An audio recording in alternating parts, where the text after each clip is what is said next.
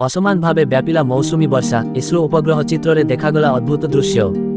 भारत में चलित वर्ष मौसुमी वर्षा साधारण भावे व्यापी नाही। भारतीय अंतरिक्ष गवेषणा संस्थार उपग्रह चित्र एवं भारतीय पाणीपाग विभागर तथ्य अनुजाई देश में वर्षार वितरण असमान रही। केतेक राज्य में अत्यधिक वर्षा होई बन्या परिस्थिति सृष्टि होइथिबा बेले अन्य केतेक अंचल में वर्षा अभाव देखा देइछि। एहार परिणाम स्वरूप देशर सामग्रिक वर्षा साधारण तुलन में प्राय 11% कम रही। उपग्रह चित्र में देखा जे केतेक स्थान में घन मेघ सह प्रबल वर्षा हेउथिबा बेले अन्य स्थानगुड़िकरे आकाश प्राय स्वच्छ रही।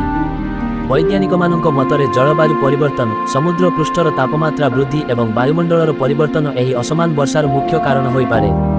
एही वर्षा घाटती कृषि, पानीय जल जोगाण, जलाशय एवं जलविद्युत उत्पादन उपरे प्रभाव पकाई पारे। वर्षा उपरे निर्भरशील कृषक माने विशेष भाव में चिंतार अछंती। अन्यपटे अधिक वर्षा होइथिबा अंचल में बन्या जोगु जनजीवन व्यापक भावे प्रभावित होइछि।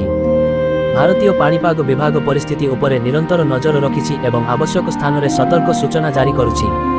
विशेषज्ञ माने जल संरक्षण, परिवेश सुरक्षा और वर्षा जल संग्रह को अधिक गुरुत्व देबाकू परामर्श दैछंती। एही घटना प्रमाण करुछि जे जलवायु परिवर्तनर प्रभाव वर्तमान स्पष्ट भाव में देखा जाउछि एवं एहार मुकाबिला पाई समस्तंकु सचेतन हेबा आवश्यक।